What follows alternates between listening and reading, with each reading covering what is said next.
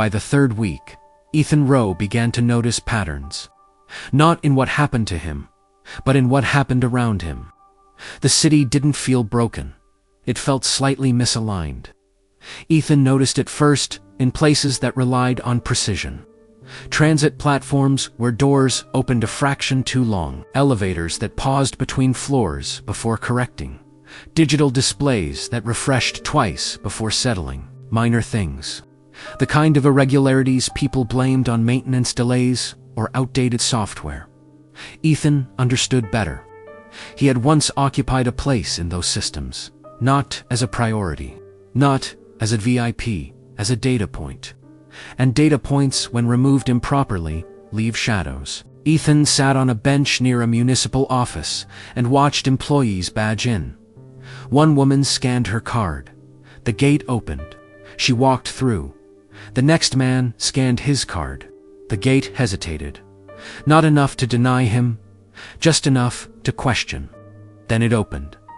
Ethan leaned back. That hesitation wasn't random. It was a reconciliation delay. At 9:11 a.m., Ethan entered a public building that required occupancy tracking. He walked through the sensor field, unnoticed, but the system still counted the flow. People in, people out.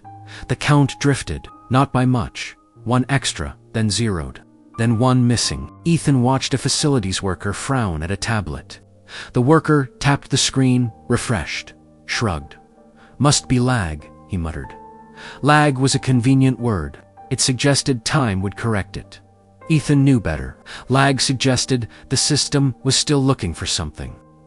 At 10:03 a.m., Ethan sat in a cafe he didn't buy anything from. He listened to a manager argue quietly with a supplier.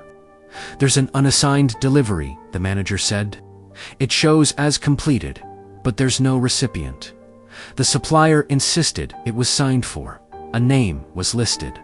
A blank space followed. Ethan felt the familiar tightening in his chest. Not fear.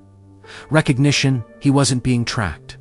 But the system still remembered the shape of his absence. Ethan walked through neighborhoods that had once required permits for overnight parking. Cars were ticketed. Cars were logged. Cars were accounted for. One car remained untouched, not exempt, unassigned. The ticketing officer circled it twice, checked the plate, checked the handheld device, moved on. Ethan understood then that the erasure had been thorough, but not elegant.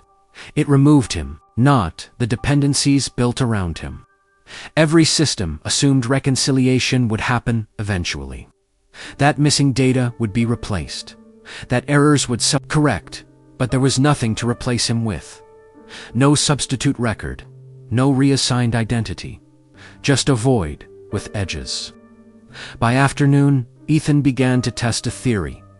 Carefully, indirectly. He entered places at predictable intervals, stayed just long enough to be counted, left before he could be questioned. He observed how systems reacted, where they stalled, where they compensated, where they logged anomalies.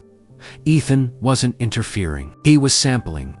By evening, he understood something critical. The contingency had removed him as a person, not as an influence. He still affected flows, still bent processes, still introduced uncertainty. Erasure hadn't eliminated impact. It had displaced it. At 8:42 p.m., Ethan sat on a rooftop and watched the city recalibrate itself. Lights flickered as power loads shifted. Traffic rerouted automatically. Signals optimized in real time. All of it relied on prediction, and prediction relied on history. Ethan had none, which made him unpredictable. That was when the realization sharpened. He wasn't just surviving inside the system's blind spot. He was distorting it. Not enough to trigger alarms, but enough to matter. Ethan didn't smile. He didn't celebrate. He simply acknowledged the truth. The system had removed him to protect itself. And in doing so, it had created something it couldn't model. A variable without history. Ethan closed his eyes. For the first time since Tuesday, he felt something resembling direction. If absence left residue, then residue could be traced. And if it could be traced, it could be followed back to its source.